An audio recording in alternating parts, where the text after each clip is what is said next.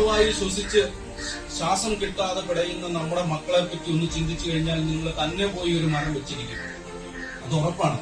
വേറെ ആളെ കൊണ്ടും മരം വെട്ടിക്കാൻ സമ്മതിക്കുകയില്ല. ചക്കക്കുരുവോ ഒരു ഇഷ്ടപ്പെട്ട മാവിന്റെ മാവാണ്ടിയോ ഒരു സ്ഥലത്ത് നട്ടുവെക്കും.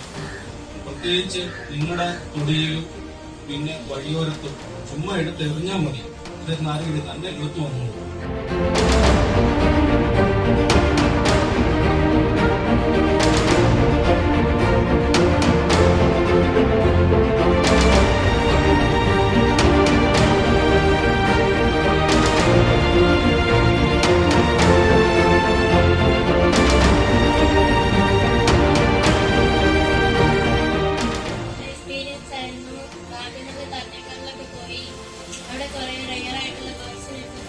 എനിക്ക് ഏറ്റവും സന്തോഷം തോന്നിയ ഒരു കാര്യം എന്ന് വെച്ചാൽ ഇവിടെ വരുന്നതിന് തൊട്ട് മുമ്പ് വരെ മോന് ശരിക്കും ശരിയായിരുന്നു.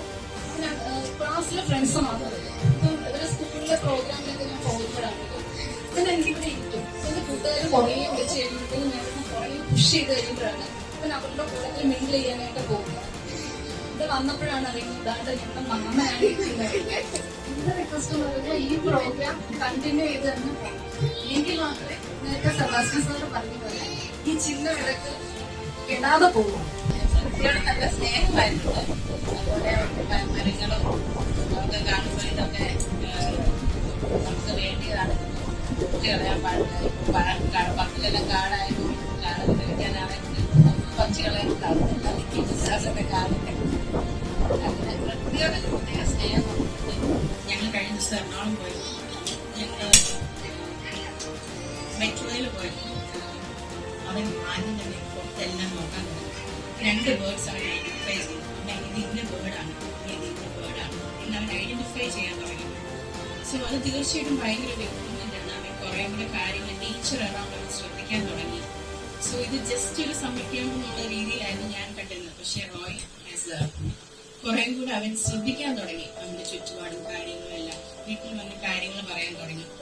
എനിക്ക് ഓർമ്മയുള്ളൊരു കാര്യം അവൻ വന്ന് പറഞ്ഞത് അവന് സ്നേക്സ് എന്ന് പറയുന്നത് ഭയങ്കര ഷൈ ആയിട്ടുള്ള ആനിമൽസ് ആണ് അവൻ്റെ അടുത്ത് വന്ന് പറഞ്ഞത്. അങ്ങനെ ഒരുപാട് കാര്യങ്ങൾ അത് ഷെയർ ചെയ്തിട്ടുണ്ട്. ഈ ഒരു പ്രോഗ്രാം കുറച്ചുകൂടെ എക്സ്റ്റെൻഡ് ചെയ്ത് കൊണ്ടുപോകണമെന്ന് മാത്രമേ ആഗ്രഹമുള്ളൂ. 9 മണി ആയപ്പോൾ എണീക്കത്തില്ല ആൾക്കാർ വാഗമണ്ണ്, കുമരകം, പിന്നെ തട്ടേക്കാട്.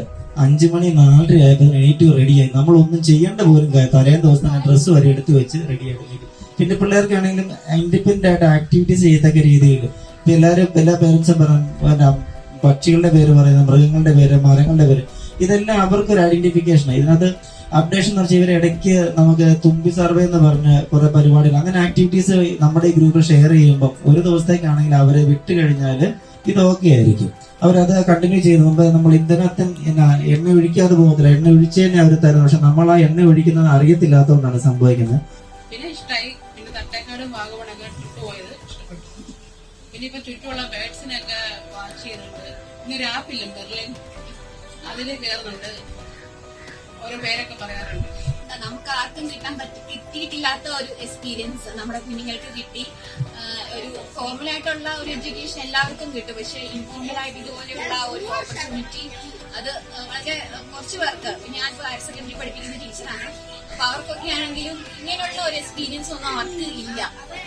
അപ്പൊ കൊച്ചുകുട്ടികൾക്ക് ഇപ്പൊ തന്നെ ഇങ്ങനെയൊക്കെയുള്ള ഒരു എക്സ്പീരിയൻസ് അവർക്ക് കൊടുക്കുകയാണെങ്കിൽ അവര് തീർച്ചയായിട്ടും പ്രകൃതിയെ ഒരുപാട് സ്നേഹിക്കുന്ന നല്ല കുഞ്ഞുങ്ങളായിട്ട് അവർ വളർന്നു വരും. വന്നപ്പോ ഞങ്ങൾക്ക് അറിയില്ല എന്നെ അവിടെ കുഞ്ഞുങ്ങൾക്ക് അറിയാമെന്ന്. ഇവിടെ വന്നപ്പോ എനിക്കിപ്പോ ഒരു ആകാംക്ഷ തോന്നുന്നു, ഒരു ദിവസം ഇതിനൊന്ന് കണ്ടാലോ എന്ന്. കാരണം ഞാൻ ആദ്യമായിട്ട് വരുവാണ്. പിന്നെ ഒരു ചൂടിനെ പറ്റി ഒരു ക്ലാസ് ഉണ്ടായിരുന്ന ദിവസം അന്ന് വൈകിട്ട് വന്ന് അവർ മുറികളിലെ ലൈറ്റ് ഓഫ് ചെയ്യും. നമ്മൾ ചെയ്തോണ്ടിരുന്ന കാര്യമാണ്. അവരിട്ട് പൂര ലൈറ്റ് നമ്മൾ ഓഫ് ചെയ്യേണ്ടായിരുന്നു. അത് ഇവരങ്ങ് അങ്ങോട്ട് ഇങ്ങനെ പറഞ്ഞ അവരെ അത് ഓഫ് ചെയ്യണം, അങ്ങ് ആവശ്യമില്ലോ അതൊരു വലിയൊരു മാറ്റമായിട്ട് തന്നെ നമുക്ക് കാണാം. ഹസ്ബൻഡ് നേരത്തെ തന്നെ ഈ പൂമ്പാറ്റയും തുമ്പിയൊക്കെ കാണുമ്പോൾ കൊച്ചിനെ വിളിച്ച് കാണിക്കും. നല്ല നിറമുള്ള ഈ പൂമ്പാറ്റയെ കാണിക്കും. പക്ഷെ പറയും പൂമ്പാറ്റയാണോ, ഞാനിത് എത്ര കണ്ടിരിക്കുന്നു എന്ന് പറയുന്ന ആളായിരുന്നു. പക്ഷെ ഇപ്പോ ഒരു വെള്ള നിറത്തിലെ പൂമ്പാറ്റ ആയപ്പോലും ഓരോ പൂമ്പാറ്റയും തുമ്പിയൊക്കെ പ്രത്യേകിച്ച് നിരീക്ഷിക്കുകയും അതിന്റെ സയന്റിഫിക് നെയിമൊക്കെ പറയുകയും അത് അവിടെ അനിയത്തിമാരെയും ഈ പൂമ്പാറ്റയൊക്കെ വിളിച്ച് കാണിച്ച് ഒരു കാക്കയെപ്പോൾ അതിനെയും കാണിച്ച് അതിനെ കുറിച്ചൊക്കെ പറഞ്ഞു കൊടുക്കുകയും ചെയ്യും. ഈ ഒരു പ്രോഗ്രാം കൊണ്ട് ഇവിടെ ഫുൾ സ്റ്റോപ്പ് ഇടാതെ ഇതിന്റെ ഒരു തുടർ പരിപാടി എന്നുള്ള നിലയിൽ ഇതിനേക്കാൾ കുറച്ചും കൂടെ അഡ്വാൻസ്ഡ് ആയിട്ടുള്ള കോഴ്സുകൾ ചിട്ടപ്പെടുത്തുവാനായിട്ട് ഇവിടുത്തെ അധ്യാപകർക്ക് കഴിയണം എന്ന് മാത്രം അഭ്യർത്ഥിക്കുന്നു. ക്ലാസ് എനിക്ക് വളരെ ഇഷ്ടപ്പെട്ടു.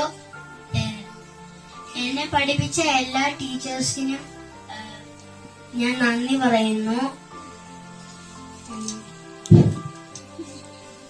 ഞാൻ ഉറപ്പായിട്ടും അടുത്ത വർഷം വരും. എന്തായാലും ഒത്തിരി ഇപ്പോഴും പ്രകൃതി ഒത്തിരി നിരീക്ഷിക്കുന്നു. ആ ഒരു നിരീക്ഷണ പാഠം ചിത്രശില്പങ്ങളെ കാണുമ്പോഴും ചെടിയൊക്കെ കാണുമ്പോഴും അതെന്താണെന്നൊക്കെ കൂടുതൽ അറിയുവാനായിട്ടുള്ള ഒരു ആഗ്രഹം ഉണ്ട്.